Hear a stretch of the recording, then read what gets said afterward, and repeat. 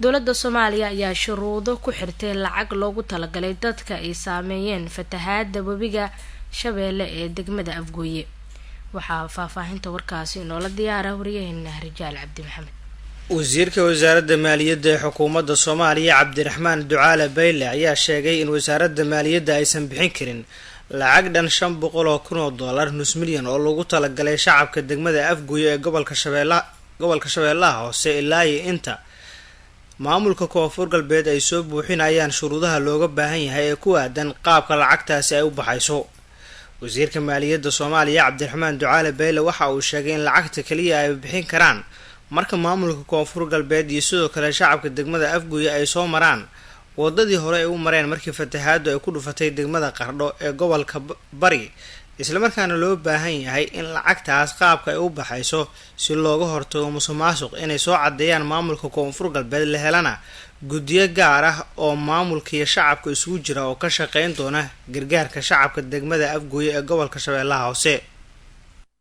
arinta Afgooye iyo lacagta Afgooye loo dhigay systemkii hore baan marinay Qardho baan marinaynaa no less no more.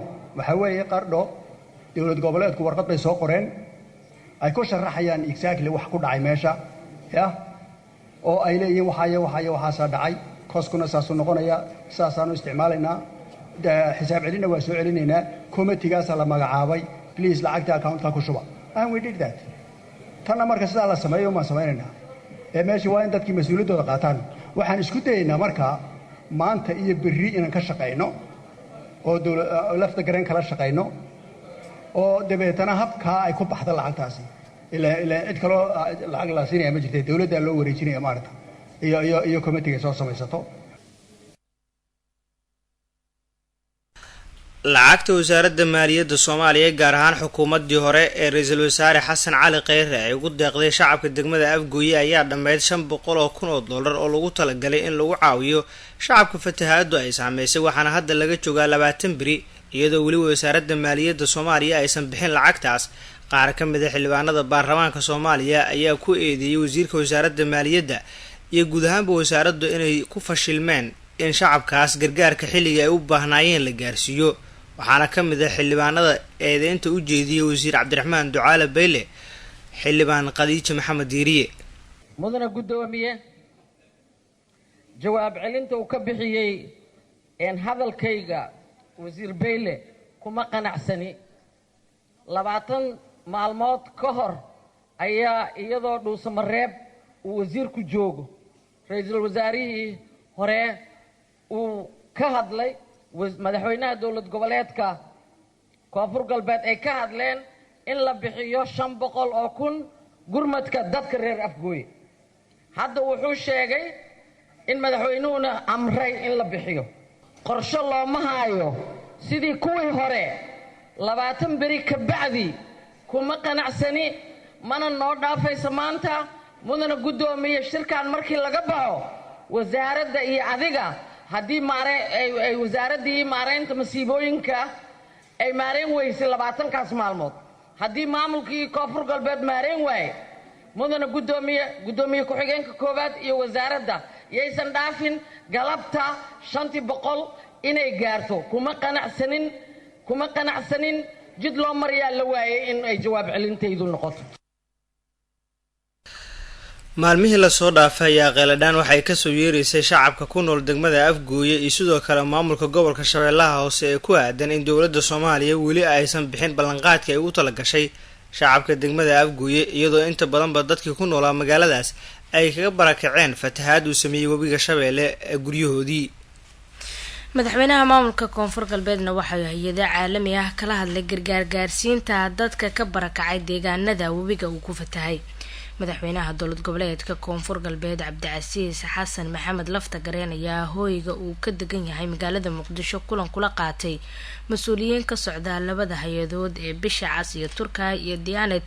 madaxda ka socota labada hay'adood iyo waliba madaxweynaha Koonfur Galbeed ayaa waxa ay ka wada hadleen sidii loogu gurman lahaa dadka uu saameeyay fatahaada webiga Shabeelle ee gobolka Shabeellaha hoose. madaxweyne Lafta Gareen ayaana ka codsaday madaxda ka socotay labada hay'adood in inay gurmad degdeg ah gaarsiiyaan dadka ka barakacay fatahaada degmada Afgooye iyo tuulooyinka hoostaga degmadaasi. madaxweynaha maamulka Puntland iyo wafdi hogaaminaya ayaa maanta ku wajahan degmada Golgodob ee gobolka Mudug. Cali Xasan Cali ayaa inoo haya warka. madaxweynaha maamulka Puntland Saciid Cabdullaahi Dani iyo wafdi uu hogaaminayo ayaa maanta ku wajahan degmada Golgodob ee gobolka Mudug.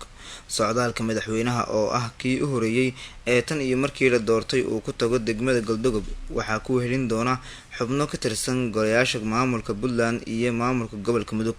madaxweyne Dani iyo wafdigiisa oo u kuurgalaya xaaladda Golgodob ayaa kulamo kala duwan la qaadan doona mas'uuliyiinta degmada, hoggaanka dhaqanka iyo qaybaha kala duwan ee bulshada degmadaasi.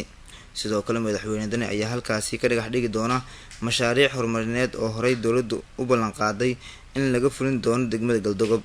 Dani ayaa noqonaya madaxweynihii labaad ee Puntland oo booqda degmada Golgodob oo qiyaastii 80 kilomitir dhanka galbeed kaga beegan Gaalkacyo isla markaana soohdin la wadaagta dowladda deegaanka Soomaalida Itoobiya. Galmudug ayaa soo rogtay sharci qasbaya in goob walba iyo qof walba oo shaqeeya uu bixiyo canshuur ama canshuur laga qaado. Wariyeena Maxamed Cabdi ayaa inoo haya warka.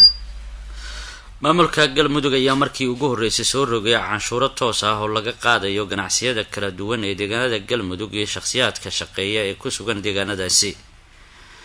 wasaaradda maaliyadda ee maamulka Galmudug ayaa ku soo rogtay dhammaan qaybaha kala duwan ee ganacsiyada iyo sidoo kale dadka shaqeeya canshuuraha guud ee maamulka sida uu sheegay wasiirka maaliyadda ee maamulkaasi. wasiirka maaliyadda ee Galmudug Farxaan Cali Maxamuud ayaa ku dhawaaqay in Galmudug ay dhintay canshuuraha laga qaado gaadiidka adeegsada wadooyinka burbursan sabab la xiriira burburka wadooyinka iyo adeegyada gaadiidka ay u baahnayeen oo aan dhameystirnayn. inta laga dhameystirayna ay hoos u dhigayaan canshuuraha laga doonayo gaadiidka.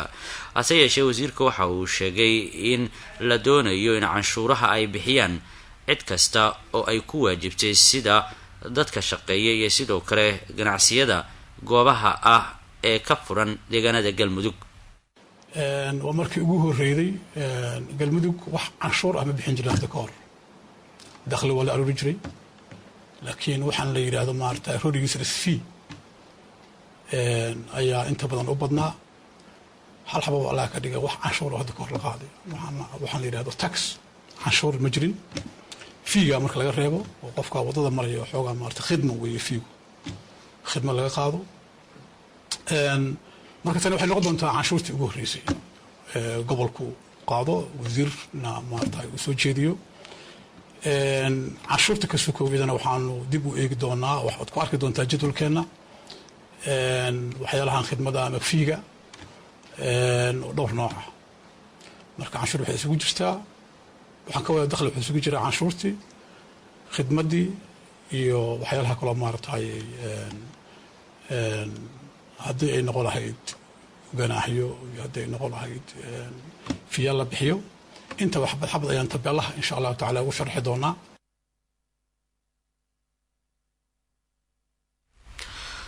wasaaradda maaliyadda ee maamulka Galmudug ayaa soo bandhigtay jadwal iyo habraacyo canshuurta lagu qaadayo iyo dhinacyada laga qaadayo iyadoo ay bilihii u dambeeyay aad isu soo tarayeen hay-adaha dowliga ah ee maamulka Galmudug oo si tartiib ah u dhismaya. dhawaan ayaa ciidamo ka tirsan kuwa Galmudug oo noqonaya ciidamadii ugu horeeyay oo si toos ah u hoostaga maamulka Galmudug. waxaa wasaaradda amniga ay ka bilowday ururintooda deegaano ka tirsan Galmudug iyada oo sidoo kale ay jiraan ciidamo tababar loo furay iyo kuwa tababarkooda hadda heer gabagaba ah marayo. maamulka Galmudug ayaa isku diyaarinaya in dhammaan hay-adaha maamulkaasi ay noqdaan kuwa si furan u shaqeeya si maamulku uu noqdo mid isku tiirsan iskuna filan.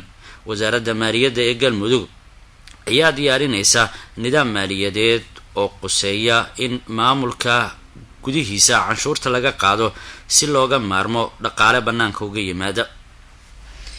wali waxaad la socotaan warka subax idaacadda Risaale magaalada Muqdisho ayuu idinkaga imaanaya markaana qodobada caalamka ee warkeena subax. kiisaska cudurka corona ee dalka Talyaaniga ayaa hoos u dhacay. tirada kiisaska cusub ee la xaqiijiyay ee corona ee dalka Talyaaniga ayaa hoos uga dhacay 200 markii ugu horeysay toddobaad gudihiisa iyada oo 159 xaaladood oo cusub la diiwaan geliyay sida ay soo wariyeen wakaalada wararka ee IB oo soo xiganaysa wasaaradda caafimaadka ee Talyaaniga. taasi waxa ay tirada guud ee kiisaska Talyaaniga ka dhigaysaa 248,229 iyo dhimashada oo ah 35,166. gobolka dhexe oo ay ku jirto Roma ayaana hadda leh tirada ugu badan ee bukaanada COVID-19 20 gobol ee Talyaaniga. saraakiisha caafimaadka ayaana sheegay in 9 ka mid ah kiisaska cusub ee gobolka ay keeneen socotada ka timid dibadda. labada qaybood oo cudur ah ayaana sidoo kale laga helay meelo biyo mareenka caanka ah ee u dhow Roma. guud ahaan waa naga intaa warkii subaxaad kala socoteen idaacadda Risaale magaalada Muqdisho. nabadgelyo.